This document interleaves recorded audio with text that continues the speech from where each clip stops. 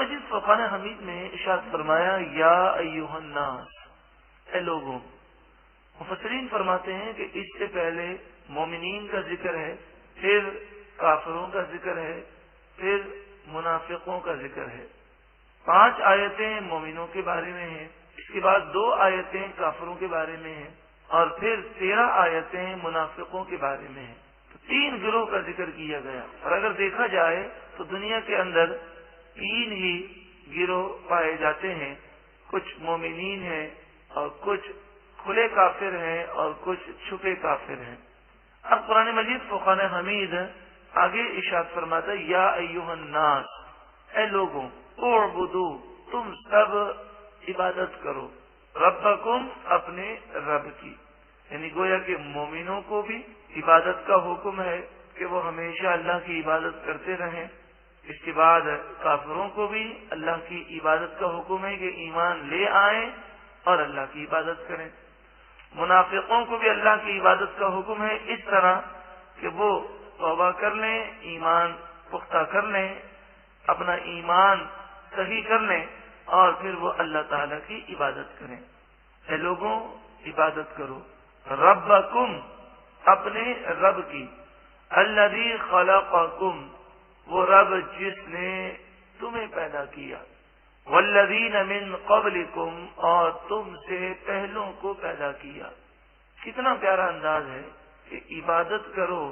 اگر وہ رب نے کوئی احسان نہ بھی کیا ہوتا تب بھی عبادت اسی کی کرنی چاہیے، مگر یہاں فرمایا جا رہا ہے کہ اس رب نے تم پر اتنے احسانات کیے کہ ہر لمحے کروڑ ہا کروڑ نعمتوں میں تم پل رہے ہو. کبھی ہم نے غور کیا کہ سر سے لے کر پاؤں تک ہمارا جو نظام ہے، اس نظام میں اللہ تعالیٰ کی کروڑ ہاں نعمتیں ہیں. شیخ سعدی علیہ رحمہ فرماتے ہیں سانس اندر جاتا ہے یہ اللہ کی نعمت ہے، سانس باہر نکلتا ہے یہ اللہ کی نعمت ہے. سانس اندر نہ جائے تو انسان ہلاک ہو جائے، سانس اگر باہر نہ نکلے تو انسان ہلاک ہو جائے.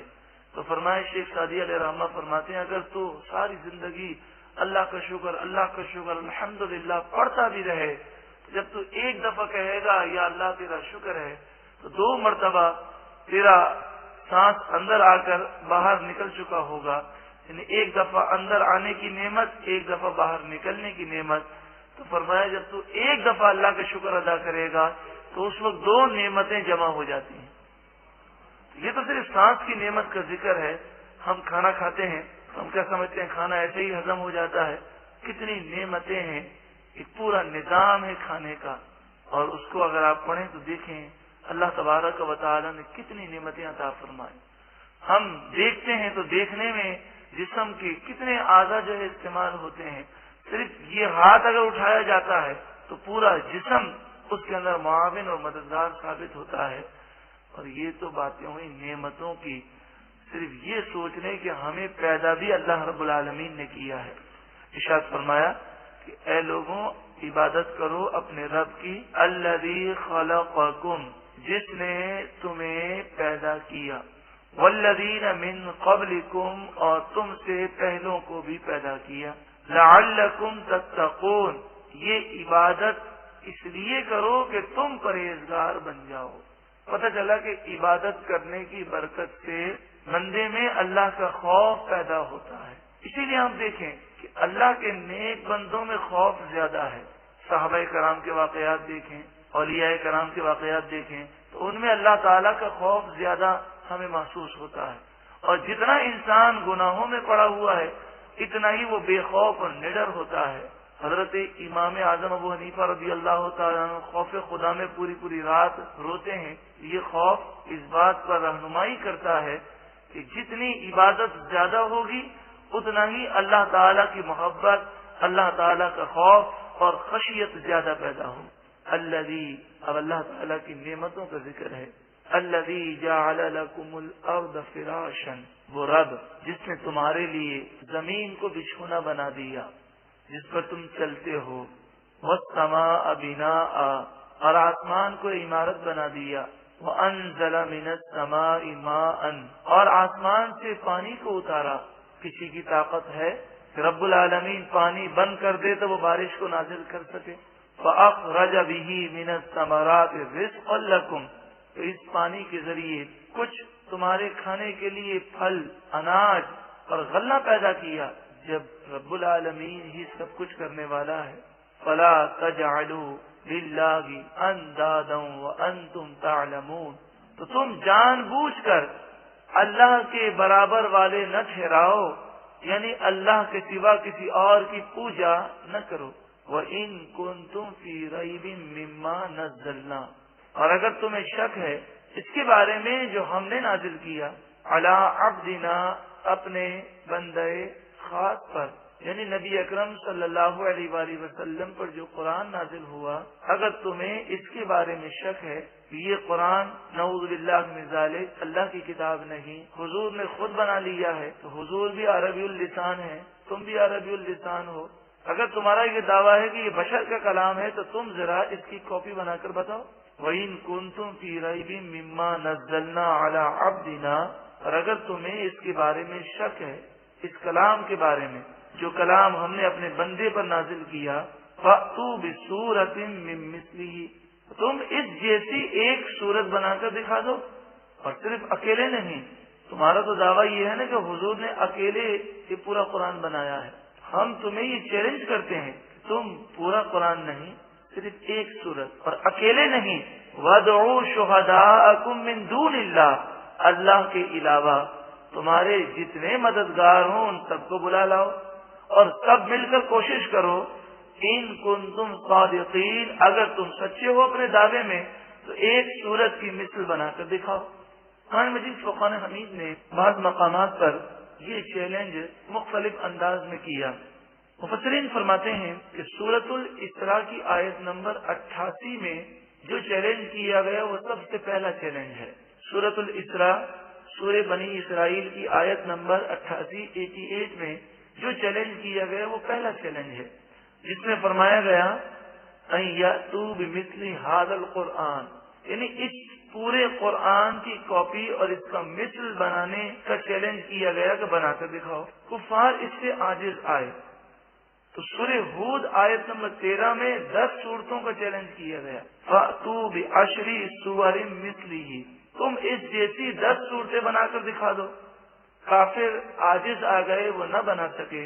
سورہ یونس آیت نمبر 38 میں اور سورہ بقرہ آیت نمبر 23 میں ایک صورت لانے کا چیلنج کیا گیا، وہ ایک صورت بھی نہ بنا سکے۔ سورہ طور آیت نمبر 34 میں ایک آیت بنانے کا چیلنج کیا گیا، فَلْيَأْتُوا بِحَدِيثٍ مِثْلِهِ، پس تم اگر یہ سمجھتے ہو یہ اللہ کا کلام نہیں تو اس کے جیسی ایک آیت بنا کر دکھا دو۔ 1400 سال گزر گئے، کافر جو قرآن کے دشمن ہیں، وہ کافر جو اسلام کے دشمن ہے، وہ اس چیلنج کا مقابلہ نہ کر سکے اور ایک آیت بھی قرآن کی مثل نہ بنا سکے۔ ارشاد فرمایا فَإِن لَّمْ تَفْعَلُوا، پھر اگر تم ایسا نہ کر سکو، وَلَن تَفْعَلُوا، اور ہم کہہ دیتے ہیں قیامت تک ہرگز تم ایسا کر ہی نہیں سکو گے، فَاتَّقُوا النَّارَ، پس اس آگ سے ڈرو، الَّتِي وَقُودُهَا النَّاسُ وَالْحِجَارَةُ، جس کا ایندھن آدمی اور پتھر ہیں، اُعِدَّتْ لِلْكَافِرِينَ، وہ جہنم کی آگ کافروں کے لیے تیار کی گئی ہے۔ جہنم کی آگ میں داخل ہونا یہ تو بہت ہی خوفناک بات ہے۔ جہنم کی سختی کا اندازہ اس سے لگائیے، حضرت جبریل امین عرض کرتے ہیں یا رسول اللہ صلی اللہ علیہ وسلم، جہنم اس قدر ہولناک ہے کہ اگر سوئی کی نوک کے برابر جہنم کی آگ کھول دی جائے تو فرمایا پوری دنیا کی ساری مخلوق ہلاک ہو جائے اور پہاڑ پگھل جائیں، تو آپ سوچیں اس جہنم میں اگر کوئی ایک لمحے کے لیے بھی گیا تو اس کا کیا حشر ہوگا۔ کئی ایسے مسلمان ہوں گے جن کے ایمان گناہوں کی وجہ سے برباد ہو جائیں گے، تو وہ جہنم میں ہمیشہ جلیں گے۔ جب ایمان برباد ہو گیا تو ہمیشہ جلنا ہے۔ اللہ تعالی ہم سب کے ایمانوں کا تحفظ عطا فرمائے۔ اور کئی ایسے مسلمان ہوں گے جو ایمان کی حالت میں دنیا سے تو رخصت ہوں گے، لیکن گناہوں کی سزا وہ جہنم میں پائیں گے. کچھ چند منٹ کے لیے جہنم میں رہیں گے، کچھ چند گھنٹوں کے لیے رہیں گے، کچھ مسلمان چند دنوں کے لیے، کچھ چند مہینوں کے لیے، کچھ چند سالوں کے لیے اور کچھ ہزاروں سالوں کے لیے جہنم میں رہیں گے اور ہوں گے مسلمان. پھر جہنم کی سزا پا کر وہ جنت میں جائیں گے. تو دیکھیے گناہ کرنے میں دونوں طرح سے نقصان ہے. اگر گناہ کرنے کی وجہ سے اللہ ناراض ہو گیا اور ایمان برباد ہو گیا تو ہمیشہ جہنم میں جلنا ہے، اور اگر ایمان برباد نہ ہوا، ایمان کی سلامتی تو نصیب ہو گئی، اگر گناہوں کی وجہ سے اگر جہنم میں جانا پڑ گیا تو بتائیے کیا کریں گے. اللہ تعالی جہنم کی آگ سے محفوظ فرمائے. وبشر، ارے محبوب آپ خوشخبری سنائیے، الذین آمنوا وعملوا الصالحات، ان لوگوں کو خوشخبری سنائیے جو ایمان لائے اور اچھے عمل کیے. ایمان کا بھی ذکر ہے اور اچھے عمل کا بھی ذکر ہے. جو ایمان لائے اور پھر اچھے عمل بھی کرے اسے آپ خوشخبری سنا دیجئے. ان لہم جنات، ان لوگوں کے لیے جنتیں ہیں، باغات ہیں، ایسی جنتیں نہ کسی عام آنکھ نے اسے دیکھا، نہ تصور گزرا، نہ ان نعمتوں کا سنا. جو نعمتیں بیان کی جاتی ہیں وہ سمجھانے کے لیے ہیں، اس کی حقیقت کو ہم بیان نہیں کر سکتے. بس اتنا سمجھ لیں کہ جنت میں ہر قسم کی راحت ہے، ہر قسم کی چاہت ہے، ہر قسم کا سکون ہے، ہر قسم کی نعمتیں ہیں. اس سے کبھی نکلنا نہیں، کبھی فنا ہونا نہیں، کبھی کوئی ٹینشن نہیں، کبھی کوئی فکر نہیں، کبھی کوئی پریشانی نہیں. دنیا کا کوئی کتنا ہی کروڑ پتی آدمی ہو، دنیا کا کوئی بادشاہ ہی ہو، لیکن وہ یہ دعویٰ نہیں کر سکتا کہ میری پوری زندگی میں کبھی کوئی مجھے فکر نہیں آئی، کبھی مجھے کوئی غم نہیں آیا، کبھی کوئی مجھے پریشانی نہیں آئی. لیکن جنت وہ مقام ہے جس میں کسی قسم کا کوئی غم نہیں، کوئی پریشانی نہیں. اللہ تعالیٰ وہ جنتیں اپنے محبوب کے صدقے میں ہمیں بھی عطا فرمائے. حضور اقدس صلی اللہ علیہ وآلہ وسلم نے فرمایا جب بھی جنت مانگو تو جنت الفردوس کا سوال کیا کرو. اللہ تعالیٰ جنت الفردوس میں اپنے محبوب کا پڑوس عطا فرمائے. تجری من تحتها الانہار، جن کے نیچے نہریں رواں دواں ہیں، جن کے نیچے نہریں بہتی ہیں. مفسرین نے فرمایا نہریں بہیں گی بھی، لیکن نہروں کا ذکر کر کر ایک خوشگوار ماحول کی طرف اشارہ ہے. ذرا آپ اس ماحول کا تصور کریں کہ آپ کسی پرفضا مقام پر موجود ہیں اور نیچے نہریں بہ رہی ہیں اور سکون سے بیٹھے ہیں، تو وہ تصور کتنا خوشگوار ہے. تو تجری من تحتها الانہار سے یہ بھی مراد ہے کہ نہریں بہیں گی، اور اس سے یہ بھی معلوم ہوتا ہے کہ وہ ماحول کتنا ہی پیارا ہوگا. کوئی باغ، کوئی تفریحی مقام جنت کے ایک ذرے کا بھی مقابلہ نہیں کر سکتا. کلما، جب کبھی، رزقوا منہا من ثمرۃ رزقا، جب بھی انہیں کوئی پھل کھانے کو دیا جائے گا، قالوا ھذا الذی رزقنا من قبل، تو وہ کہیں گے یہ وہی پھل ہے جو اس سے پہلے ہمیں کھانے کو دیا گیا. مفسرین نے فرمایا اس کے دو معنی ہیں. ایک معنی تو یہ ہے کہ دنیا کے اندر جو پھل ہیں جنتی پھل اسی شکل میں ہوں گے، دنیا کے جو پھل ہیں اسی شکل میں جنتی پھل ہوں گے. کہ یوں سمجھیے جنتی پھل کی شکل میں دنیا کے پھل ہیں. شکل جنتی پھلوں جیسی ہے لیکن ذائقہ جنتی پھلوں کا جو ہے اس کا تو کوئی مقابلہ کر ہی نہیں سکتا.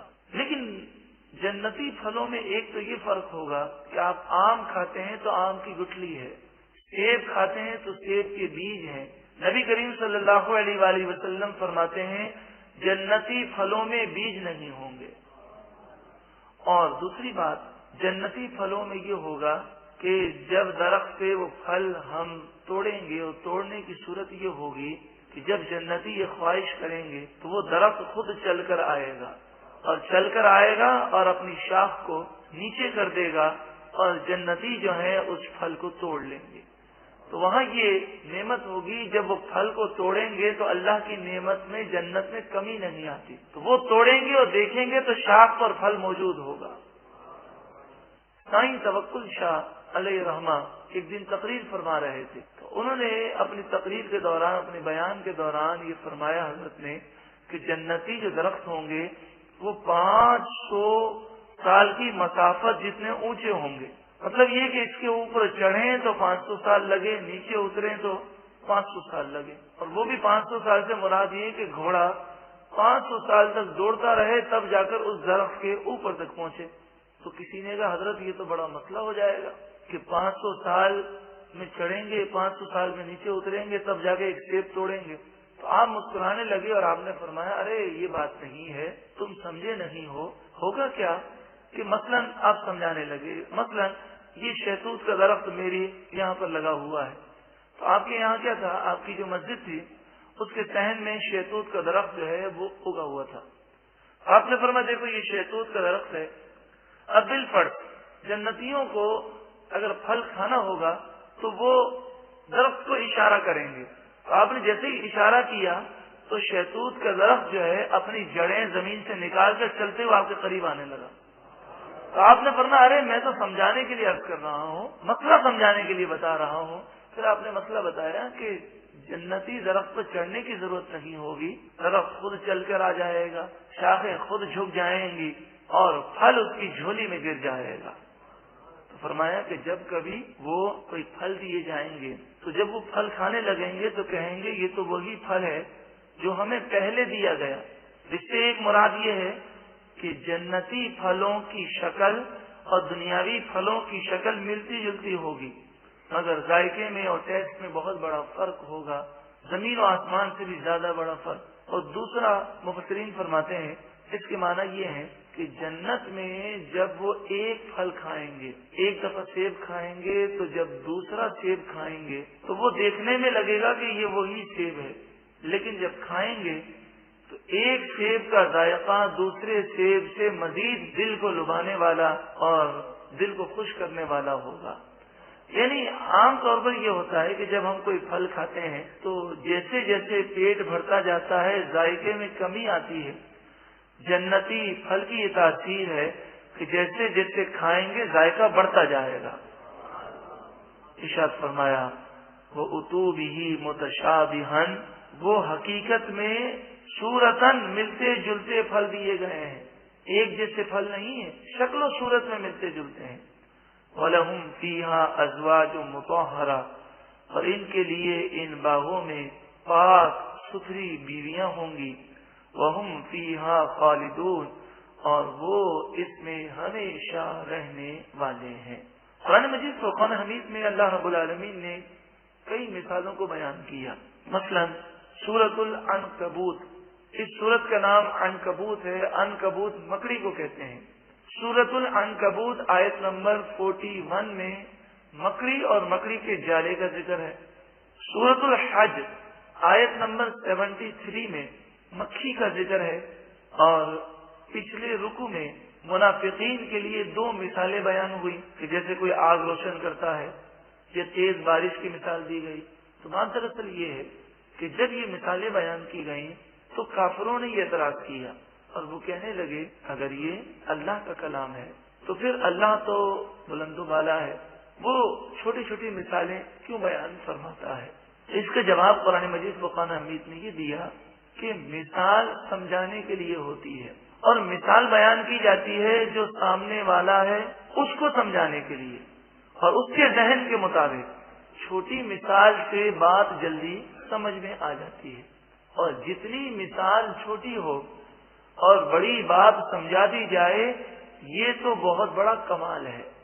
قرآن مجید فرقان حمید نے اس طرح ارشاد فرمایا ان اللہ لا یستحیی ان یضرب مثلا ما بعودۃ فما فوقها، بے شک اللہ تعالی مثال بیان کرنے سے حیا نہیں فرماتا، چاہے وہ مثال مچھر کی ہو یا اس سے بھی کمتر مثال ہو، کیونکہ مثال سمجھانے کے لیے ہے اور مخاطب جس سے بات کی جا رہی ہے اس کی عقل کے مطابق چھوٹی مثال سے اسے بات جلدی سمجھ میں آ جاتی ہے. تو چھوٹی مثال بیان کرنا کوئی ایسی ویسی بات نہیں بلکہ یہ تو بہت عظیم الشان انداز ہے فرمائے یہ اعتراضات کرنا مومنوں کا تو شیوا ہے ہی نہیں، جو اللہ کے نیک بندے ہیں۔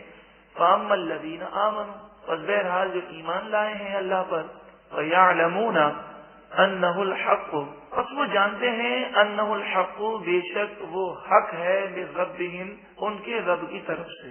وَأَمَّا الَّذِينَ كَفَرُوا، اور بہرحال جو کافر ہیں، فَيَقُولُونَ، بس وہ کہتے ہیں، ماذا اراد اللہ بہذا مثلا، اللہ تعالی نے اس مثال کو بیان کر کے کیا ارادہ فرمایا، یہ مثالیں کیوں بیان فرمائی؟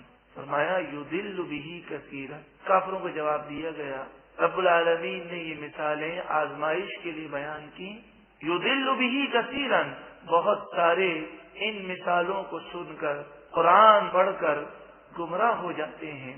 وَيَهْدِي بِهِ كَثِيرًا، اور بہت سارے قرآن پڑھ کر ہدایت پا جاتے ہیں۔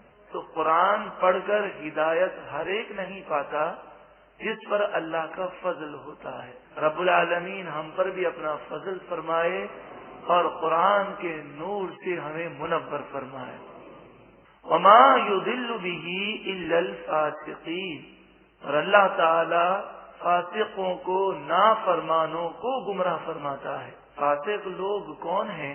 الذین ینقضون عہد اللہ من بعد میثاقہ، یہ وہ ہیں جو پکا وعدہ کر لینے کے بعد اپنے وعدے کو توڑ دیتے ہیں۔ جو اللہ سے انہوں نے پکا وعدہ کیا اسے وہ توڑ دیتے ہیں، یعنی توبہ کرنے کے بعد، رجوع لانے کے بعد پھر گناہوں میں پڑ جاتے ہیں۔ یا ایمان لانا، جب کوئی شخص یہ کہتا ہے لا الہ الا اللہ محمد رسول اللہ صلی اللہ علیہ وسلم، تو اس کے معنی یہ ہے کہ میں اللہ کی فرما برداری کروں گا اور اس کے رسول کی فرما برداری کروں گا۔ اب نافرمانی کرنا گویا کہ اللہ اور اس کے رسول سے کیے ہوئے عہد کو توڑنا ہے۔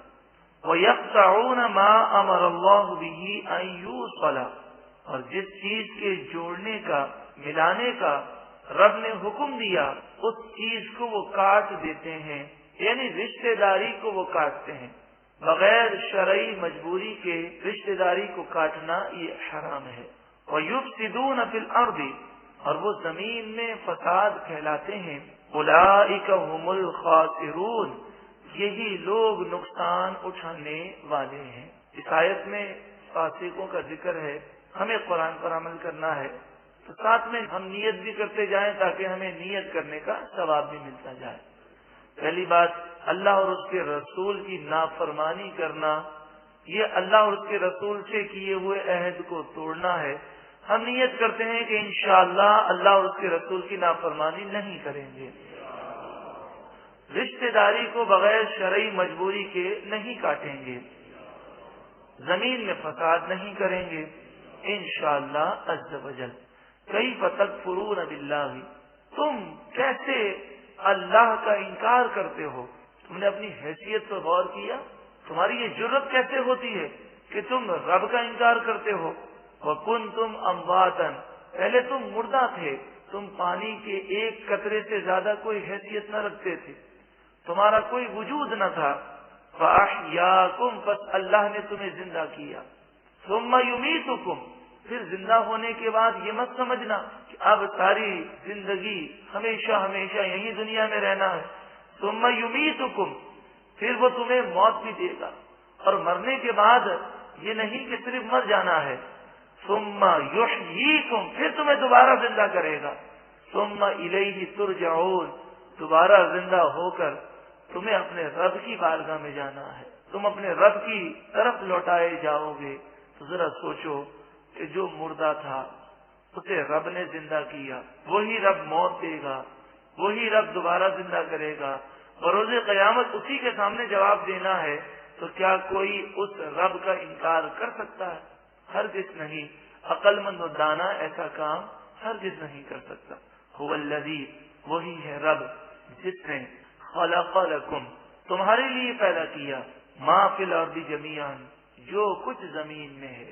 مفسرین یہاں پر بڑی پیاری بات ارشاد فرماتے ہیں، خلق لکم ما فی الارض جمیعا، جو کچھ زمین میں اللہ تعالی نے بنایا وہ تمہارے لیے پیدا کیا۔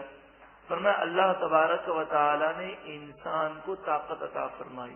بظاہر دیکھا جائے تو انسان ہاتھی سے بھی کمزور ہے، گھوڑے سے بھی کمزور ہے، اونٹ سے بھی کمزور ہے، شیر سے بھی کمزور ہے، لیکن اللہ تعالیٰ نے اسے وہ عقل کی طاقت عطا فرمائی جس سے وہ ان تمام جانوروں پر قابو پا سکتا ہے. تو بڑے سے بڑا سائنسدان ہو اور وہ کتنا ہی بڑا کمال کر لے، اسے پیدا کس نے کیا؟ اللہ نے. اسے عقل کس نے دی؟ اللہ نے دی. تو پھر اللہ ہی کا شکر ادا کرنا چاہیے. ثم استوى، پھر توجہ فرمائی الی السماء، آسمان کی طرف. فسواہن سبع سماوات، پھر آسمان کو 7 آسمان ٹھیک ٹھیک بنا دیے. وَهُوَ بِكُلِّ شَيْءٍ عَلِيمٌ، اور وہ ہر چیز کو جاننے والا ہے.